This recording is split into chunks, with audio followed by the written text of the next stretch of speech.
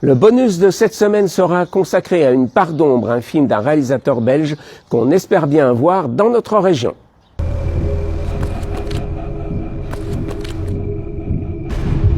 C'est une femme, une bijoutière, qui a été retrouvée morte à côté de sa voiture. Bonjour. Bonjour.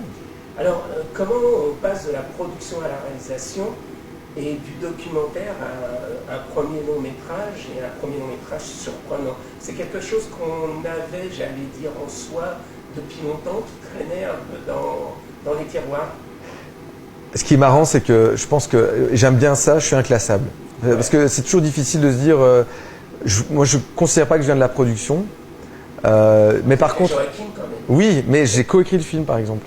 Donc de Ça rend heureux, donc le premier film de Joachim Lafosse, on l'a fait un petit peu de manière sauvage, c'est-à-dire qu'on a tous mis quelques milliers d'euros, on était 4, et on a écrit ce film, on l'a tourné en 1 an, et donc en gros, pour expliquer pourquoi j'ai eu cette trajectoire-là, il faut comprendre que je suis un autodidacte, que j'arrive pas d'école de cinéma, et que donc l'envie, c'était une espèce de forme de boulimie, de multiplier les expériences. Et en fait, quand tu produis, le réalisateur, c'est le temps long. Entre le moment où tu as l'idée et le moment où tu tournes, il y a des années qui passent. Et il faut être patient, il faut, voilà. Et en parallèle à ça, quand tu produis d'autres gens, quand tu te confrontes à l'univers d'autres réalisateurs, tu as l'impression d'être nourri en permanence. Et moi, je recherchais ça dans la mesure où je n'avais pas été dans une école. Donc j'ai aussi produit des films par curiosité et par envie de me rapprocher d'autres univers, des univers que je ne développerais pas particulièrement personnellement.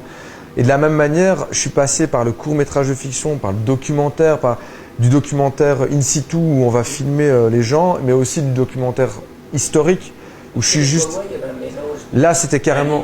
Ah oui, ah oui, non, mais là, c'était une espèce de mélange entre de la fiction, des images d'archives, des images filmées dans les lieux dont on parle, et aussi, ce qui m'intéressait dans ce projet, une narration qui me semblait neuve.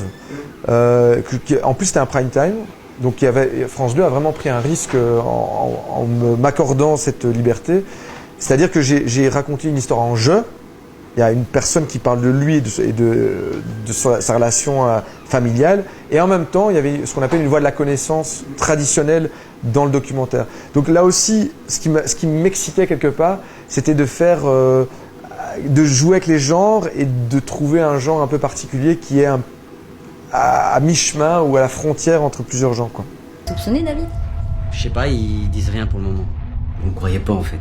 J'aurais dit tout ce que j'ai fait, donc à mon avis, quand ils auront tout contrôlé, ils me laisseront en paix. À chaque fois, justement, c'est ça qui vous intéresse. Quand vous passez au long métrage, c'est aussi ça, c'est-à-dire de surprendre, de ne pas être dans des territoires où on attend les réalisateurs d'habitude ou assez convenus. Là, vous allez bousculer complètement le genre. Mais moi, c'est exactement ça, c'est que j'ai envie de détourner un peu ce qu'on pourrait attendre d'un polar ou d'un thriller psychologique. Clairement, on est dans les codes du polar, avec un suspense, avec qui l'a fait. Il y a une enquête, on se demande s'il est coupable ou innocent. Voilà, ça c'est les codes. Et puis après, je détourne les codes parce qu'on ne voit pas les flics, parce que finalement, on voit surtout l'impact de l'enquête sur les copains, sur la famille, etc., plus que l'enquête à proprement parler. Et donc, je suis un peu entre les deux. C'est un peu un petit mouchoir qui tourne mal, quoi. C'est un groupe de copains qui partent en vacances et puis ça part en couille, quoi. Donc voilà, c'est un peu cette idée de ne pas être catalogué, mais en même temps de faire référence à des genres que j'aime bien.